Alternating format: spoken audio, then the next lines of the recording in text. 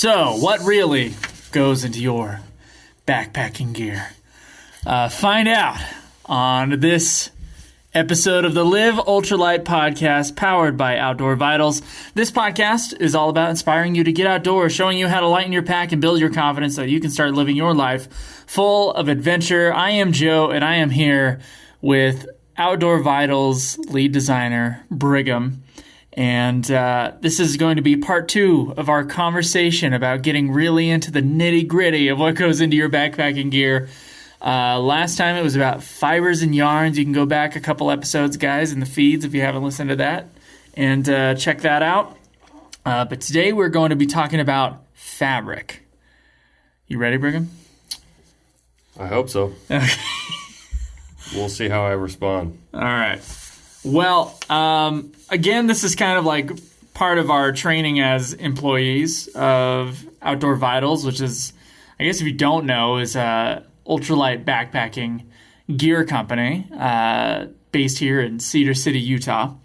And in order to kind of get a better handle on, dealing with customer service and stuff like that, Brigham made a presentation or a couple presentations for us in order to know that, in order for the people who maybe don't design the products to know what we're talking about when it comes to things like fabrics and yarns and all this stuff that makes the gear that we make here, and also gear just as a whole in the outdoor industry. I don't know if there's any type of fibers that we don't use here at Outdoor Vitals. Maybe cotton. Do we use cotton? No, not really. No? Not really. I mean, there's plenty of fibers we don't use, like silk. Okay. We don't use bamboo or lyocell or rayon. We're not going to make like a silk puffy jacket. Probably not. Oh, that's too bad. Probably not. No, but it's good to know what those things are and what they do. So we're going to get into it even more. So I believe that there are 2 different types of fabric. Is that correct? Yeah, there's. Let's keep it relevant to what we do, or kind of like what we like to talk about. So I'd say there are 3 types of fabric categories or classifications that are relevant, but there are definitely 2 of those that are like the most prevalent throughout any of our products, or really any outdoor or backpacking related product. But yeah. Okay. And what are those? Well, so the one that I wanted to add, because it is still a significant one to be aware of, they're called non-woven fabrics. So again, they're a textile, so it's some kind of arrangement of fibers, and that arrangement is just very random, and they're not interlacing or interlocking, or it's not a specified over under loop through loop type thing. Basically, a bunch of fibers are kind of laid down and then smashed, and either kind of stuck in that smashed arrangement with heat or chemicals or bonding or all of the above, or other additives or resins or glues, and where that does apply is a lot of insulated products, especially like sleep system products like TopQuilts, Underquilts, sleeping bags. On the outside, you see some nice looking stitch lines with some baffles that all the insulation is filled in there, but between those stitch lines, there's like a non-woven baffle material. The actual baffle is the material inside that separates the different chambers. So most of the time, those are a non-woven fabric because they're very light. They don't have to sustain, they don't need much functional property, and they're very inexpensive to make, but they are a pretty integral part and critical part of a lot of backpacking gear. Other non-wovens out there are, like a lot of people like to use Tyvek ground sheets. They'll cut up a piece of Tyvek. There's a lot of Dyneema fabrics that they're really non-woven. They're not necessarily like an entire sheet of Dyneema yarns over and under each other, So we're saying there's non-woven, there's woven, which we'll get into, and then there's knitted. There are knitted. Right. Yep. So the non-woven, what kind of applications would that have? Is there any other applications that would have in the outdoors besides like baffles for sleeping bags? Like baffles, ground sheets. Like I said, some of the Dyneema stuff.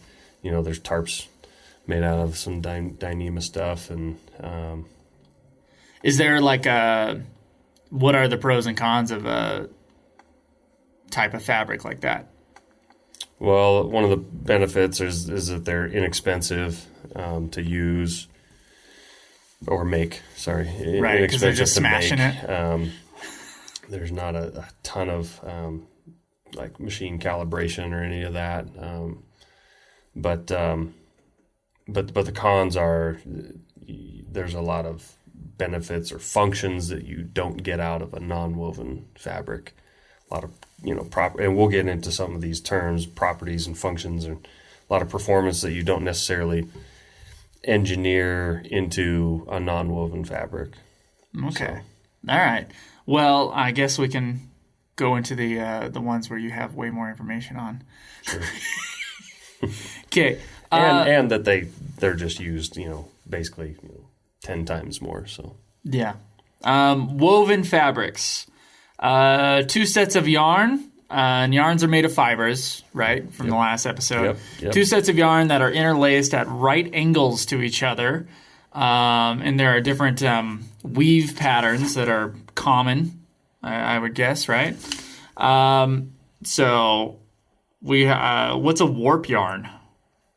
So that refers to the direction that the yarn is arranged as it's being woven. So the warp yarn basically is arranged in the direction of travel that it's woven. Think of you got all these yarns strung out in a line, that longitudinal direction as it's heading for the weaving machine and then out of the weaving machine and onto a roll. Think of that like if you're driving down the highway, you're driving the direction of the warp yarns. If somebody blindsides you running through a red light, they came from the filling yarn or the weft. Okay. The weft or the filling. So they came from the 90-degree angle from the side. So that's so a warp yarn is just the initial direction, and then the filling yarn goes in between. Yep. Okay. And I'm sorry for those listening to this on the audio podcast. You can check out some certain patterns, I guess common patterns or common weaves. A plain weave, which is just like 1-to-1 on warp yarn and filling yarn. A basket weave, which looks like a 2-to-2 kind of a pattern, right? Yep. And then I have on here twill. Twill. So the thing about with all these weaves, some of the purpose of having different weaves is aesthetic, but a lot of the purpose of different weaves is functional. There are some weaves that are stronger than others or have different properties than others, different strengths and weaknesses. Like a twill is a very strong weave. The jeans are like the most common, one of the most common applications of a twill. A twill weave. And a twill pattern, which would be very hard to describe if you weren't, if you weren't looking at a image like I am. But basically, you have the warp yarns. Let's see, you got the warp yarns going up, and then it's kind of an odd pattern where like the filling yarns will be going under for a couple, and then over one, under for a couple, over one. Yep. It's just it's a more complicated pattern. Yeah. So I would be interested if you're willing to kind of go off on these things. Like, what are, of these like 3 different common weave patterns, what are the pros and cons of each of these, and what are the common applications? So let's say a plain weave. Well, the pro is that they're just very simple, easy to manufacture, easy to dial in, and easy to engineer other properties in and around it. Would easy to engineer or easy to make equal slightly cheaper for the consumer? Probably. Okay. I mean, some of them, the difference in complication is the fibers. the work to work that out in terms of the large scale textile industry, like, is the work has been done that it's almost so. I'd honestly have to ask one of our mills and be like, hey, give me the exact cent to cent breakdown of, you know, if we were to change this weave to such and such weave, what would that do to the cost? I couldn't tell you accurately offhand, but probably the more complicated, then that's possible. But really, it just comes down to calibrating the machine. So, is it the same type of machine that makes? For the most part. Oh, really? Yeah. Okay. I mean, but I didn't know. For some weaves, it might be a specific different machine, but it's not like it's such a more advanced machine that it's going to be massively more expensive to the end user. So, but in terms of, you know, benefits or disadvantages, disadvantages of plain weaves is they're relative to other stronger weaves. They're not the strongest. They don't have like all the best tear resistance or abrasion resistance. But that's all relative to the objective of the product. Okay. So that's basically all I'm saying is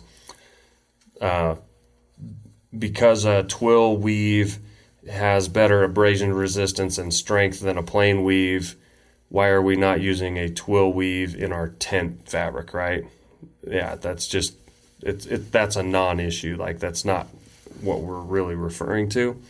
So, well, now I'm curious. Well, you can engine like, you know, twill works really well. You know, one of the reasons is because like jeans, you know, or like khakis, oftentimes will use a twill weave. They're made of, you know, natural fibers, staple fibers, you know, short little fibers that, you know, just the nature, basically like some of the strength and abrasion resistant properties come from the distance a yarn travels under or over the opposing yarn, and those distances, that's where like some of those strength or abrasion resistant or tear resistant properties come from. Mm-hmm.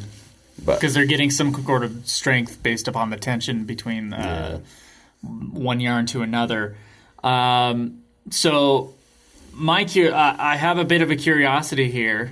I don't know if there's like a mathematical, I'm sure there is some sort of mathematical way to break down, like, okay, you have a certain type of yarn with a certain mix of fibers, polyester, whatever. And let's say they're put together with let's say you have the stronger fibers in a plain weave versus weaker fibers in a twill weave. What kind of, if you were to go head to head? Man, what did you say? Weaker fibers. Okay, what's the weakest fiber? I can't remember off the top of my head. Weakest common fiber. Weakest common fiber. Let's see. Some of those that kind of get weaker when wet, like wool, is not a very strong fiber. Okay. So wool versus polyester is stronger, right? Maybe. Making this so hard. Okay. You started it. All right. So I'm just saying, how much does the weave, I guess, help or hurt the fibers in comparison to just the regular yarn strength or the fiber strength? It's not like make or break. It's not the most. It's not the one and all, end all be all characteristic. Okay. It's a factor, and oftentimes like the weave selection is, you know, it's selected for aesthetics. It's selected because of the type of fiber that they want to use, and then the end use of the product. That kind of determines, you know, the weave. Okay, so let's say you were making another tent. Let's take Outdoor Vitals out of this for a second. What kind of weave would be best for, let's say, a tent, a regular side of the tent? Just be a plain weave. Plain weave. Why is that? It's the most predictable. It's easy to work with. It's easier to do other things with, and it satisfies the weight requirement and the durability requirement. The stretch requirement. Okay. Yeah. All right. So now I want you to kind of break down like plain weave versus basket weave versus twill. I'm curious. It's just so to because it starts becoming irrelevant to our market. Okay. Or like our sphere of what we do and the products that we deal with. But yeah, I mean, the changes are either in the number of over and under yarns, the number of yarns interlaced, and the interval of, whether it's going under and over, and whether that is on the warp or the filling yarn. Mm-hmm. That answer? Well, I mean, what kind of end result does it have for the user? That's a lot of it. That's a lot of it. Okay. That's a lot of it. Especially with basket weaves. So let's say there's others too. Okay. Like jacquard. I mean, there's so many weaves. I'm sure there are. And there are. That's why. How many ways can you put two perpendicular sets of yarn product together? Training, I'm like, I'll just stick to a few that they may come across. Yeah. But yeah. Okay. Well, so the strongest of these three common ones that we've been talking about is twill. For certain applications. For certain applications, what applications would it not be? The twill is never used in any of the products we make. Really? Correct. Are we all about the plain weave then? Yeah. Okay. That's what I've been getting at. Well, you gotta cut to the chase here. The plain weave. I was letting you dig. Yeah. The plain weave. You say it's the weight requirement and everything. You said weight requirement earlier. Yeah. Yeah. The type of weave would really. It can affect the weight. Okay. So that just depends on the yarns and the fibers involved, I'm guessing. Yeah. Okay. All right. Well, so should the end user not even worry, unless they're worried about aesthetics, even worry about? No, absolutely not. No. Okay. That's why I said we're getting a little irrelevant here. Okay. Yeah. Those other weaves are very much not used in anything that we do. Okay. Interesting. All right. But it probably is used on your regular clothing, right? I'm trying to look at some of them. Yeah. That's knit. My t-shirt. This is a knit one. Okay. Yeah. And we'll get into knits. Now, with that same what we're talking about here with does the type of knit matter to the end user when it comes to, let's say, backpacking equipment?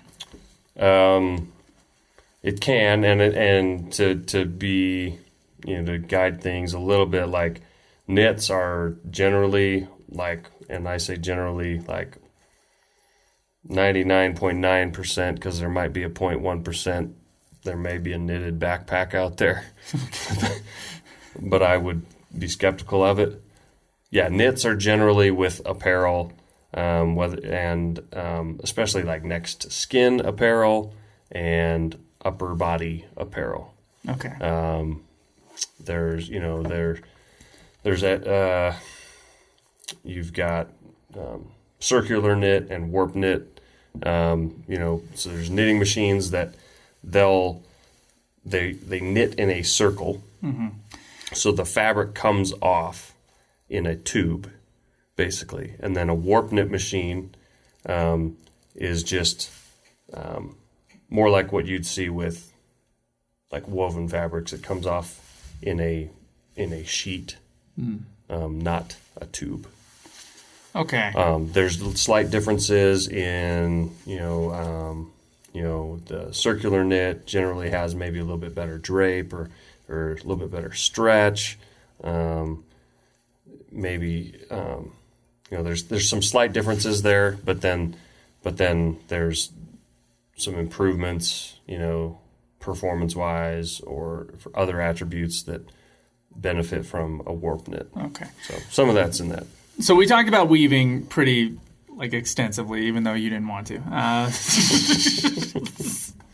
So a knit is made by interlooping of yarns, loops passing through loops basically and hooking onto each other in that way. Looking at a lot of horseshoe-shaped patterns through everything. Sorry, guys. You guys might have to... If you guys are really interested in what these type of knits look like, you'll have to probably Google image search that kind of thing. Could you tell us about... you have on here... you got weft knit, warp knit. I guess those are the two that you have. And then we could talk about relevant applications. Sure. Yeah, so the weft knit, that's almost always, in our industry, it's almost always going to be the circular knit stuff. Okay. It's cheaper. It's, like I said, drape. That's how well or how just easily it kind of just hangs over an object like your body. How well it kind of just adapts to the form. Okay. And then that's kind of what drape is. There's a lot of different property terms in terms of fabrics, and kind of very similar to that is the stretchiness of the knit fabric. Weft knit or circular knit fabrics tend to be a bit stretchier, but they're also more prone to snagging and running and less durable, but they are quite less expensive to produce. Warp knits, those are those flat. They're flat sheet of fabric. They're not quite as stretchy. Don't quite have the drape, but they're definitely more durable. They're less likely to snag or run. Yeah. Okay. So when you say it's almost always the weft knit, it's almost always circular. Not almost always. In our industry. No, not necessarily. It depends on the product. If you think in terms of probably your more commodity, your T-shirt, that's a really commodity level product, right? Mm-hmm. Just everybody's cranking out millions of T-shirts, right? Those are most likely a circular knit because of the economy of scale and trying to keep costs down because people don't want to pay a ton of money for a T-shirt. Mm. And that's why a lot of, and there's quality levels that whatever the manufacturer wants to pay or give to their circular knitting machines. Have you ever had a T-shirt that just felt like it was pulling to one side or the seams weren't symmetrical or one seam tend to start going down the side and then work its way around towards the front or the back of your body, and it's just you had uneven tension on your T-shirt. That's a low quality circular knit fabric right there. I got the problem where I always go to a concert and I get a band shirt and the shirt will shrink but the collar won't. Yeah. Is that more the fiber level, I'm guessing? No, it's all of the above. Oh, it's all of the above. Yeah, it's the composition, the knitting, and the difference in the knitting of the collar versus the knitting of the body of the T-shirt. It's too bad because with those concerts, you want to be oh, I went to this concert, but if that shirt lasts 4 months, what's the point? It's okay if your belly sticks out a little bit. Well, maybe we just have different priorities. All right, so those are the applications of knits. Almost always apparel, almost exclusively apparel is what you wrote down here. t-shirts, sportswear, socks, swimwear, base layers, sweaters, fleece, like you were talking about. The benefits, breathability, just because of the way that it's knitted. It's not woven. I want to say woven, but I know there's a separation here. You gotta there is. Yeah. Okay. So that gives it, I guess. Oh, all right. So so if you're making a piece of apparel where you don't want it to be breathable, let's say like a rain jacket. Mm-hmm. Okay. Would you preferably have a woven fabric on at least the outer layer of that? Yeah, for sure. And there are very few fabric options out there. It's not very common, but they do exist of a knit outerwear jacket for the purpose of, like, say, rainwear. Like, they do exist. They're just not so common just because of most people prioritize the other properties of a woven fabric for a rain jacket, but they do exist. There are some waterproof, breathable fabrics out there that would be appropriate for a rain jacket. They're deliberately made using a knit to try and get some advantages of either drape or stretch or breathability of the fabric itself. Mm-hmm. And for the most part, it's also worth saying, like, it's you could generally say, like, knit fabrics are less durable than woven fabrics. But yeah, you were asking about the application? Yeah, the application. Okay. So let's say, I'm just saying breathability versus not. So specific, like with knits, these are knits because of just the way that they are. Yeah, and they're frequent, like they're more breathable. Yeah, and why I say they're almost exclusively used for apparel, because they function great with the body, right? So they stretch, they move with the body, they breathe more, they're more comfortable, they're softer on the skin. Yeah, so most athletic wear is going to be knit. I mean, because if you think about doing dynamic movements and activity, like you want your garments to move with you. You know what I mean? Mm-hmm. So that, and there's just inherent stretch in a knit because of the looping through looping nature. It allows, like, there's a lot more clearance between all those yarns because loops. It's really hard to get two loops to loop through each other and not have much space. Yeah. So. Yeah, that makes sense to me. Softness, comfort, shape, holding, stretch. Less prone to wrinkling. I didn't know that. Yeah. Again, that's from the knit structure of loops, whereas it's not straight lines that take a crease. They're just less prone to wrinkling. Doesn't mean they can't, but they resist wrinkling much better. Okay. All right. So there we have, like, the general properties of woven fabric versus the general properties of knit fabric. And I'm guessing, I know, okay, so we have something, don't we, where it's knit against the skin, and then is it the Dragonwool? Well, Dragonwool it's a fully knit piece. So it's fully knit. It's just that the type of knit structure is different on the inside than on the outside. Got it. So you know how, like, with, as much as I do not want to go back to talking about basket weaves and twills because you really hung on to that. But you know how, like I was saying, there's tons of different weaves, right? Mm-hmm. There's tons of different knits too. And, just like there's, Twill Weave, there's different knits. So when I say the Dragonwool has different knit structures on the inside versus the outside, most people have seen and maybe not even known what it was called, but a jersey knit that... Is that self-explanatory? It's on most jerseys. Yeah, if you were to look at, like, we know what that feeling blue and is, yellow right? Soccer jersey for kids soccer or a basketball jersey, you kind of see, like... That's the same thing on, like, basketball shorts. Yeah. That's a jersey knit. On the inside, it's not jersey knit. It just has more flat, direct contact with the skin. Mm-hmm. And that's made of merino wool, right? Yeah, so it's a merino wool blend on the inside and all polyester on the outside. So that the merino wool pulls the vapor moisture off skin, and it's tighter. And then the polyester with that jersey. I think you have talked about this before. The jersey knit on the outside that kind of lets it breathe on the outside and pulls water away from the garment. Does a good job at kind of releasing, allowing, because of the more open structure of the jersey.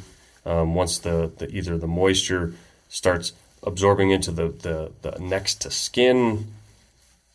I don't want to say layer because it's not a 2-layer fabric. It's called a bicomponent or a double knit type fabric.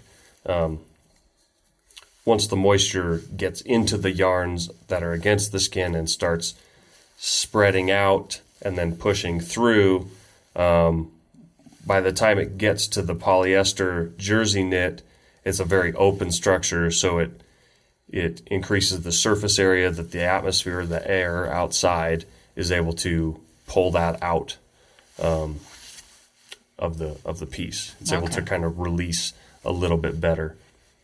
All right. So I'm curious as a designer, like what your process is for, like, I'm guessing because of just the way we've been talking about this, I'm guessing that there are just kind of industry standards. Most of the time it's this type of knit, most of the time it's this type of weave, and that perhaps, I mean, unless you're looking for something really particular, you're generally more interested in the fibers and in the yarns that make up the piece than you are necessarily. Are you just going? It's a good question. It's a good question. I want to know what your creative process is on that. Especially because we're talking about all these things, so it's kind of an interesting thought process of well, how much actual thought goes in to all these things that we've been talking about as at the very beginning of product development, and a lot of these things, very little thought goes into them because they're inherent or they're just automatic. Mm-hmm. Just go, we're making a shirt. It's going to be a polyester. So for example, wool like mix. with the Dragonwool, it wasn't like, should we make it out of a woven or a knit, right? It's an apparel piece. It's going to be a base layer like that. So a lot of this stuff is just obvious and doesn't really require thought process. It's because other people have already worked this out. Basically, I mean, but at the same time, would you want to wear, a T-shirt made out of our tent fabric or a backpack fabric, woven fabrics, right? It's going to be a board on you. It's just going to be like it's not going to drape a rectangle. So you need the knit. Exactly, and it's not going to breathe. It's not going to feel good against your skin. But perhaps for an outer layer, like an outer shell, right? Yeah. So on that level of things, like those are really, it'd be hard to even call it a decision. It's kind of like when your gas tank runs out, you just know that you need to put gas in the car. That's that automatic. You're not just like thinking, well, should I put Diet Coke in the tank or orange juice or 88 octane gas? You don't really think about that, right? I think that's a good point. I think I'm guessing Tayson was one of these people who make their own outdoor gear. Like those out at home people. I'm guessing they're getting already ready-made fabrics and they're cutting that up. Sure. But let's say they were having their first conversation with the manufacturer, like this might actually be that one time where they gotta actually go through and be like, okay, knit, woven, maybe. But then again, even if I didn't know anything, and let's just say I hardly knew anything, and I emailed a sleeping bag factory and said, I'd like to start developing a sleeping bag. They would not. Their default response wouldn't be, well, do you want this out of a knit fabric or a woven fabric? I gotta ask the dumb questions, Brigham. It's good. it's good to that way I know it. That way I really know it, and good. The audience at home understands. What I can get into what where the actual thought time goes. Yeah. Because and I'm going to back up and like kind of start some foundational discussion here about like, well, what are fabrics even for? Like, what's the purpose of fabrics? Why were they ever even developed? Because if you go way back to when people, humans discovered that they wanted to protect their bodies, like what were they protecting their bodies for or from? Okay. Protecting their bodies from harm, physical harm, cuts, scrapes, bad guys, from the environment, right? Protecting their bodies from the environment. And then they probably at some point also figured out that like that environment actually, that if they don't protect from the environment, they can either get too hot or too cold and die. So, kind of like contact harm versus like ambient environmental harm. And basically as humans developed and progressed and learned more, we learned that our bodies have an ideal operating temperature, and if you go much below or much above that, then you're toast. So all of this... Or frozen, but go ahead. Yeah, toast or ice cube. So then, so that's kind of the protection aspect. And as civilizations grew and evolved, then there was the aspect of like, well, there's all this human nature of wanting to conquer everybody, and how the only way that was done was to kill everybody else that wasn't you or that wasn't in your tribe or whatever. And so, so then there was the protection from like hostile harm too. Like that's in the history of clothing or gear. Like so those are all very deeply rooted into what we have today. So preserve and protect our bodies, like that's why fabrics were ever developed, because before then it was just animal skins, right? Before man learned how to create a usable structure called a yarn, they figured out that they could kill an animal, skin an animal, tan a hide, and that animal had something that they wanted on their body, but because they're human, they didn't have, and that was a thick skin with a thick coat of hair. So anyway, fast forward, that's kind of the purpose of fabrics that we talk about, is to protect our bodies, preserve our bodies, but also to make life simpler. So going back again, and to civilizations, water, humans figured out that we need water to live. Like we need to consume water. Our bodies need water. And then we figured out that like it's not that convenient to just like make sure we always live by a water source, so that when we get thirsty we can walk over to the water source and take a drink. We figured out that it'd be nice if we could carry the water, and maybe carry it in large quantities to where we have our dwellings or where we live. And then, so what can we carry water with? Well, we have all these animal skins. What if we bring all the corners together and then scoop that up, and then now we've got a water bladder, basically. We also figured out to gather food, to eat. Same thing. Like, how are we going to carry all these things? So humans, over time, figured out various ways of using, again, starting with skins, using skins to carry things. And then, the fabrication of yarn is a massive technological advancement in human civilization and development, like massive. Because now it's just not just, I can take this raw material of an animal skin. Now I can like arrange this animal skin in a different way. And now I can make tons of these yarns, and I can arrange them in a way that creates a simulated animal skin.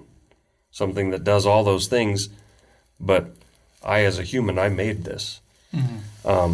So carrying things.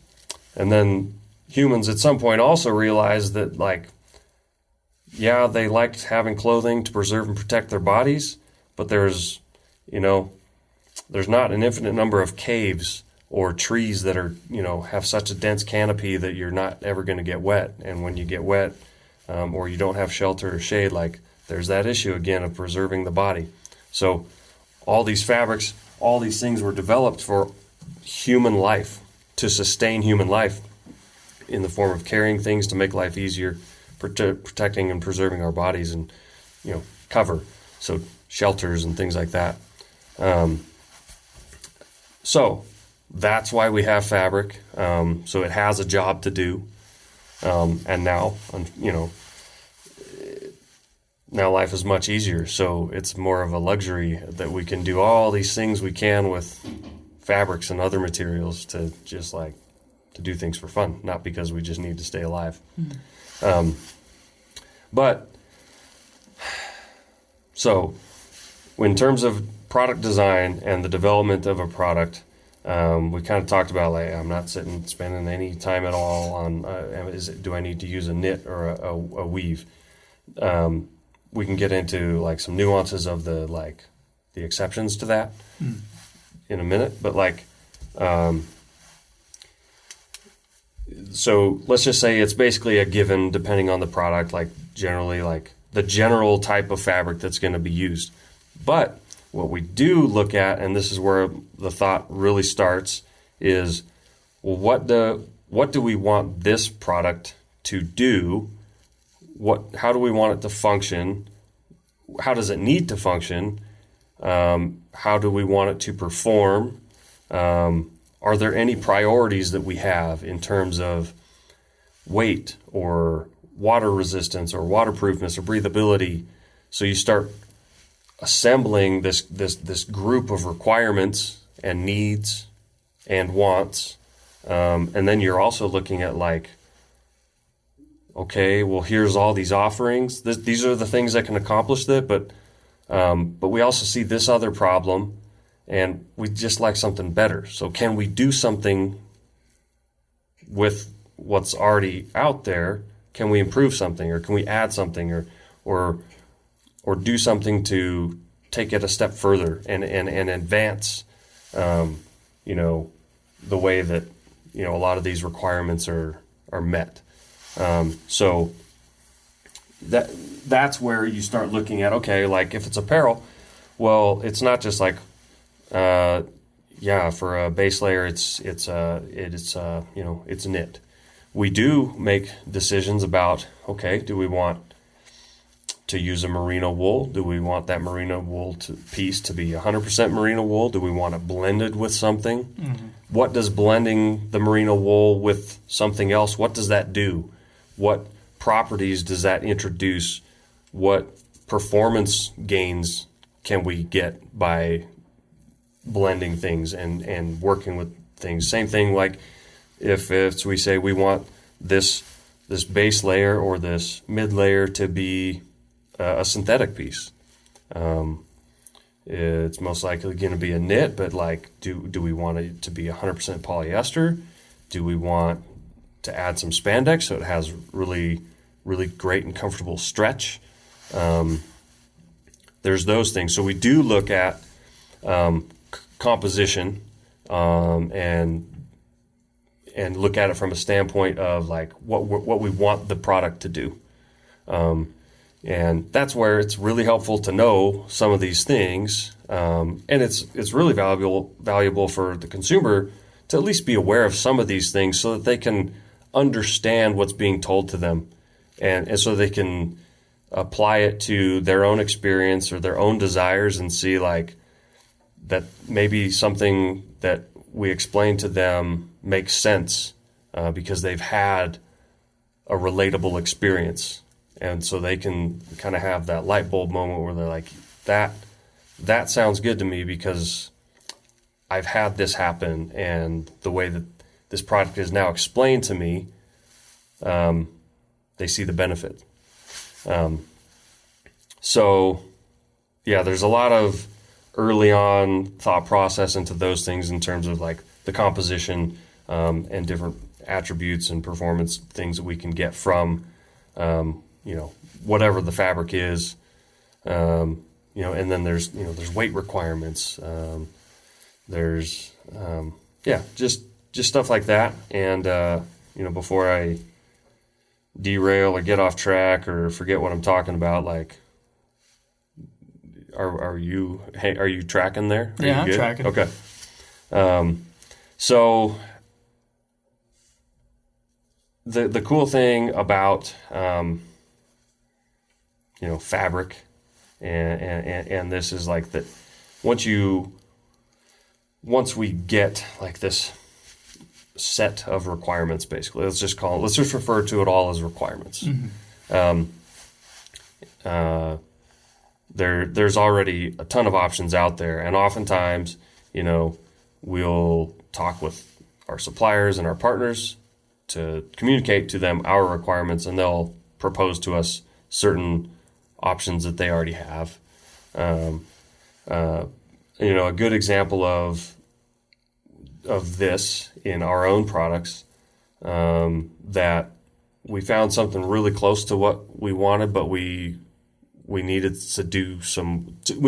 to refine it to our requirements a little bit more, would be like the Nova Pro jacket. Mm-hmm.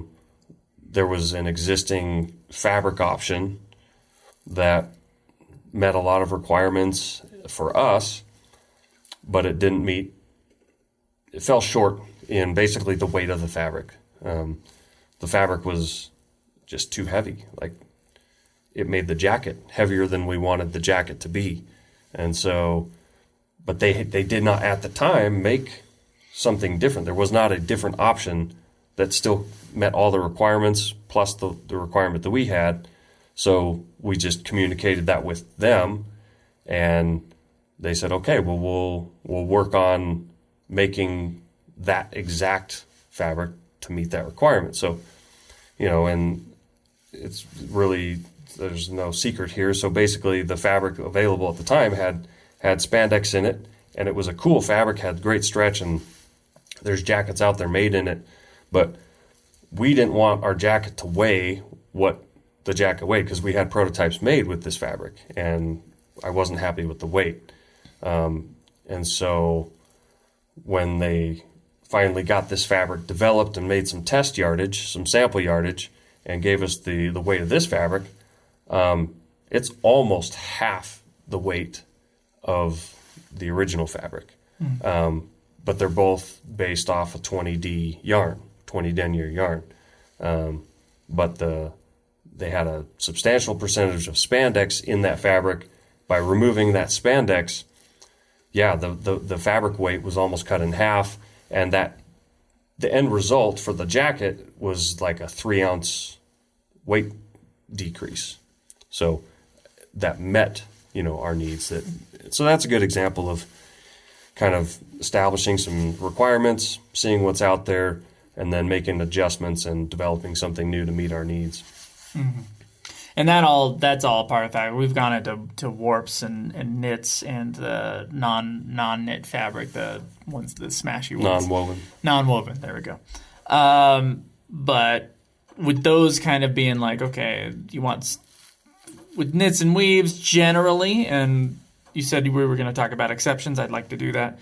Generally, they have their places in our industry. On like what type that is. So maybe, I guess, like the playground is where you were talking about like taking spandex out of the fabric that we eventually use to make or the yarns that we the yarns, fibers. Oh my goodness, hold on. The fabric, okay. Taking the spandex out of the equation. Mm-hmm. That gave us what we needed in our garment to bring to our consumer and to bring to, let's say, our target audience and to ourselves, because we use these things. Yeah. And by the way, if you're interested in any of our gear that we have here at Outdoor Vitals, there are links in the description, and that's how you can show that you listen to the podcast. If you wanna go check that out and possibly purchase an awesome jacket like the Nova Pro or the Nova UL. So that's generally like where I guess the playing around with properties is mostly at. It's mostly picking the right fibers and the right yarns. Yeah, so the cool part about especially when you get into, man-made and synthetic fibers, yarns, and fabrics, is you can really engineer a lot of function and performance into that fabric to do what you want it to do. I mean, a lot of most of this is not new. Like, this is not a new concept. Like, it's, if you think about, you mentioned a rain jacket. A rain jacket is generally going to be a woven fabric, but it doesn't end there. Well, it's like, well, how is that jacket made waterproof? And then the other requirement is that it has some level of breathability. And a lot of this development has been done decades ago. Mm-hmm. And so, in general terms, you take a face fabric that's a woven fabric, so let's say it's a nylon woven fabric, and to make it waterproof, there's different ways to accomplish certain performance objectives. There's different technology or let's say materials or applications of technology that you can apply to a basic woven fabric to get what you want, like a waterproof, breathable jacket. So, now it's just mainstream, widespread. You've heard of like waterproof, breathable membranes. That's like a non-woven textile that has little tiny holes in it that are too small for liquid water to pass through, but big enough for gas, water, vapor to pass through. That is arranged by various methods to the back or the front of a woven fabric. That provides the waterproofness. But then, there's all kinds of different arrangements in terms of waterproof, breathable fabrics.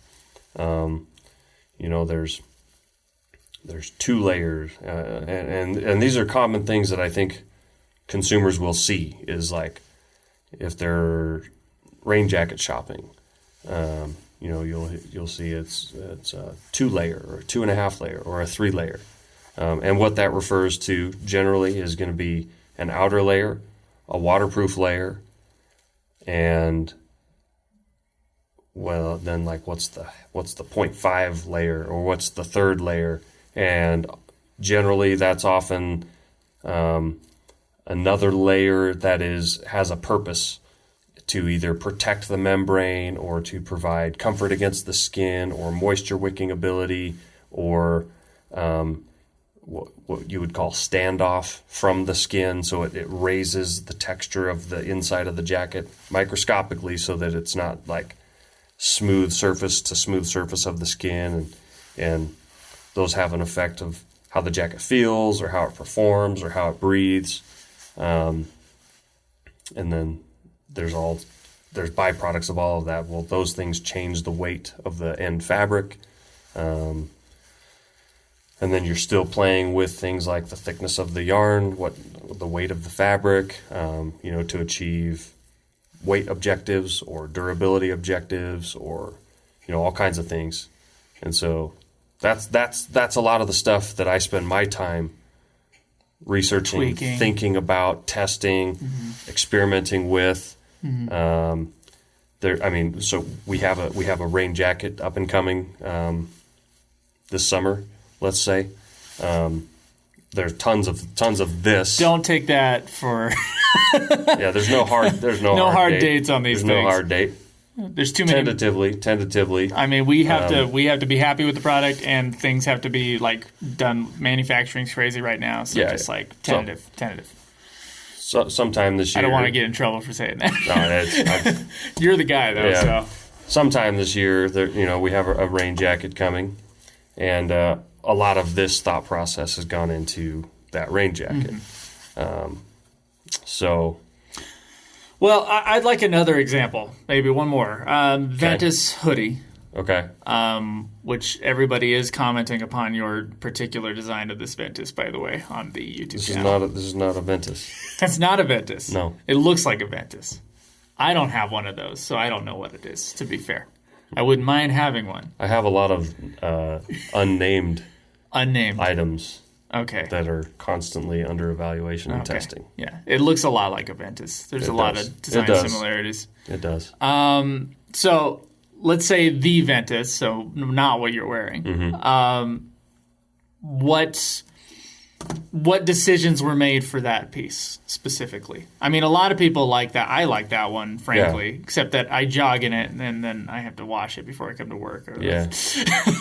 But it must be really cold when you jog. 'Cause I can't go running in that unless it's single digits. Yeah, it is always. It's freezing cold in the morning here. Well, that's good. Single digits is when you'll jog. Then that's appropriate. Single digits Fahrenheit. Yeah. Yeah, I'll be jogging at like 30, 40 degrees. That's about right for the Ventus for me. Oh man, that's. I also run cold. Yeah, we all know that.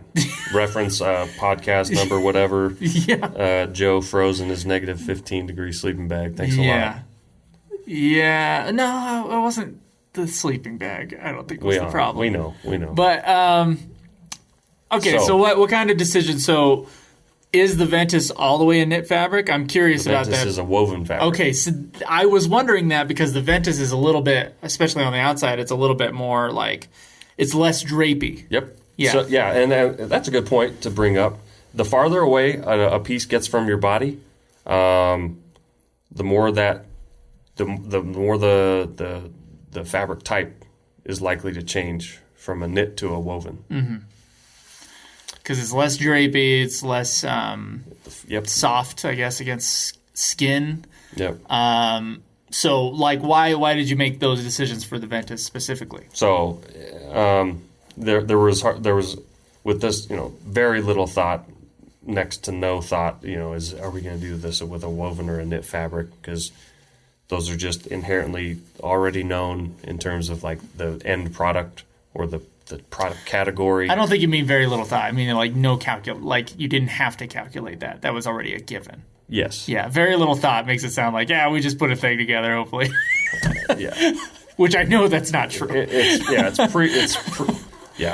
Based on where the piece is intended to be worn, it's predetermined or pre-known or predisposed that it's going to be of the woven type of fabric. Mm-hmm.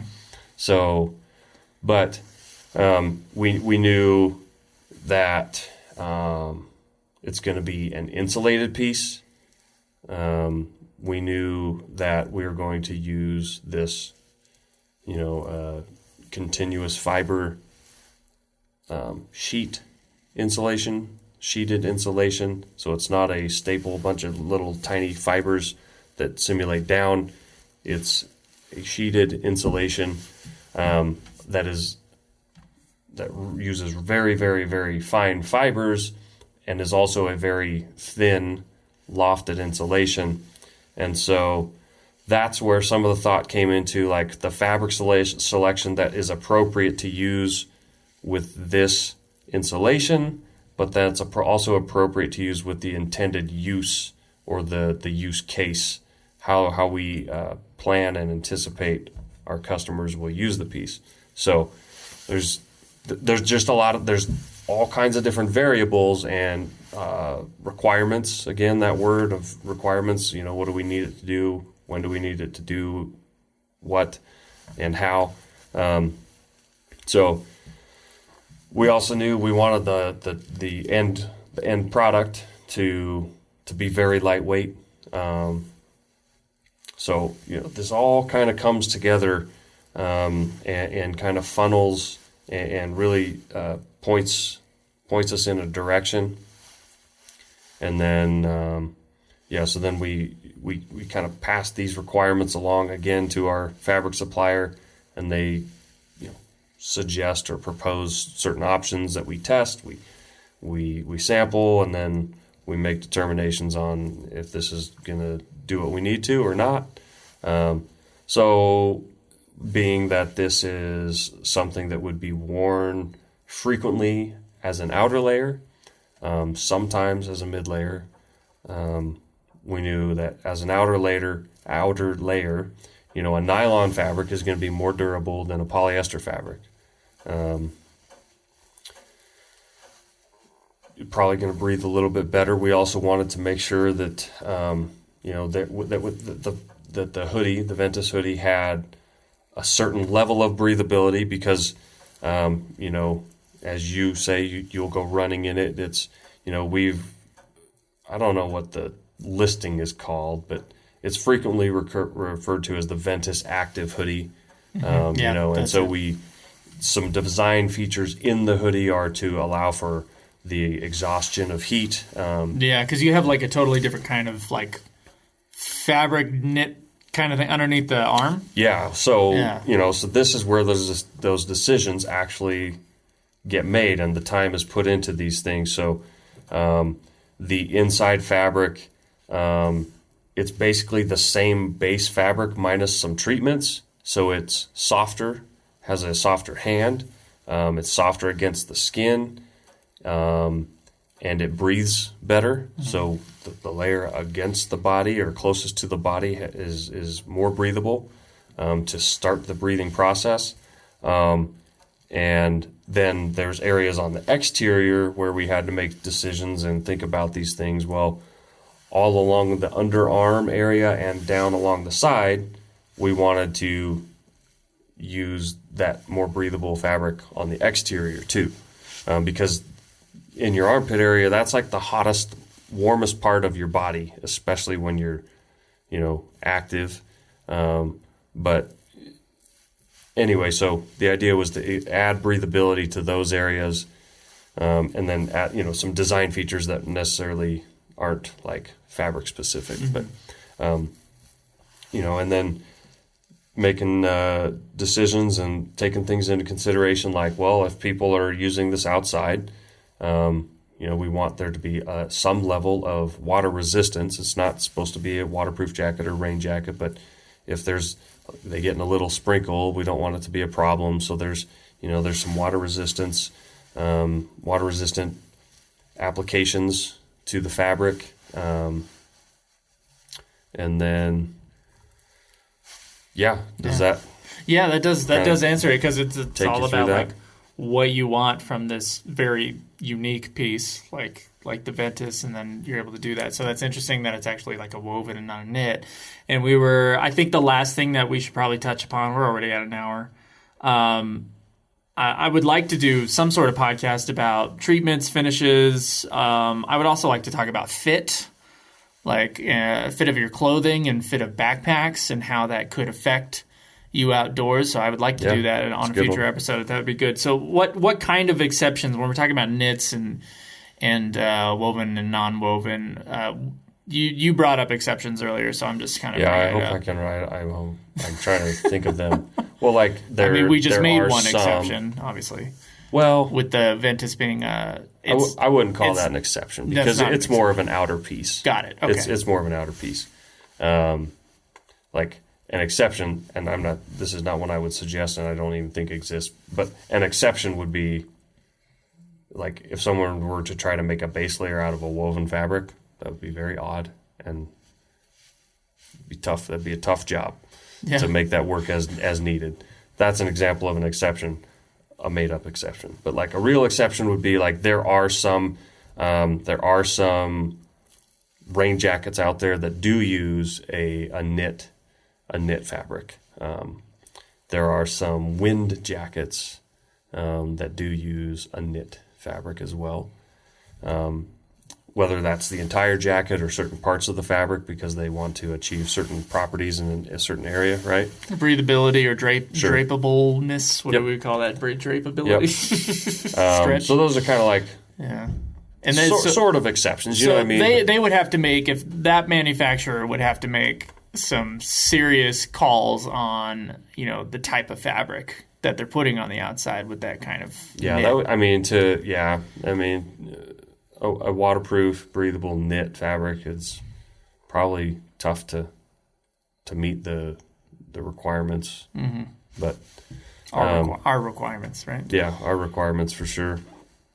Others are, I guess this isn't an exception anymore. It's actually becoming very, very common is knit shoes. A lot of running shoes or gym shoes. They're starting to put a lot more knit fabrics onto footwear. And that's just take that brief list of benefits of knit fabric, and like it makes sense, you know? Yeah. More comfort, better breathability, softer. So probably not as durable. Not as durable. That's kind of what you give up when you go, you know, to a knit footwear fabric, especially like on if you're on a trail runner or something like that. But they'll breathe better. So that is something I've had, like the kind of the cloth upper top of a shoe before, and like running shoes and stuff like that. They don't last very long, that's for sure. Of course, none of my shoes ever do. But I do prefer them over a boot. Like boots, my feet are always sweaty, and of course my feet get cold because I'm always cold. But you know, I used to always be the guy who was always hot all the time, and then I lost 100 pounds, and now I'm cold all the time. In my perspective, that's probably a good trade-off. But you know, to each his own. It's a good trade-off, except for I always need a blanket, I always need a heater on, something like that, especially with this outdoor stuff. I'm still calibrating like you're exactly just a what I healthy need. cold person. Thank you. All right. You can't complain about that. I guess not. All right. So yeah, I would like to have you on next time about treatments, finishes, and proper fit. Those other like big aspects that we haven't necessarily touched upon too much. We've definitely talked about the material at length. I feel like you guys have enough information from these two podcasts to be able to make decisions when it comes to buying your backpacking gear. Of course, all your backpacking gear should come from Outdoor Vitals. But if not, you have a good way to like at least be able to tell like what someone's talking about. When you're looking at a list of specs for a jacket, let's say, at least you know, at least you can understand a little bit better, hopefully. You can use these episodes as references to be able to tell, like, okay, what are the actual properties of this jacket? Is this something I can wear in a harsh, rainy environment or whatever? Maybe, I kind of have a good idea for like one of the follow-on podcasts about. It's still fabric related, but like, you know, you mentioned things like waterproofing and things like that. So, you know, kind of the good question of like, you know, how can you manipulate these fabrics to apply certain performance or function objectives? You know, how does that fit into the equation? Like, how do you've got these fabrics, how do you meet your objectives with fabrics? Like, what do you do to those fabrics to get the functions that you need? Okay. I'm writing a note for that. And I think that's going to be it for this episode. Guys, thank you so much for listening. If you could, please give us a positive iTunes review or leave a comment on our YouTube channel. Any sort of questions or comments that you have, we'd love to see them. We always read them. And if you have anything that you need to go at length for, like a cool outdoor story or I don't know, just ideas for future episodes or future people that we can interview on the podcast, please send those to liveultralightpodcast@gmail.com. All right, guys, we'll see you on the trail. Thank you, Brigham. You bet.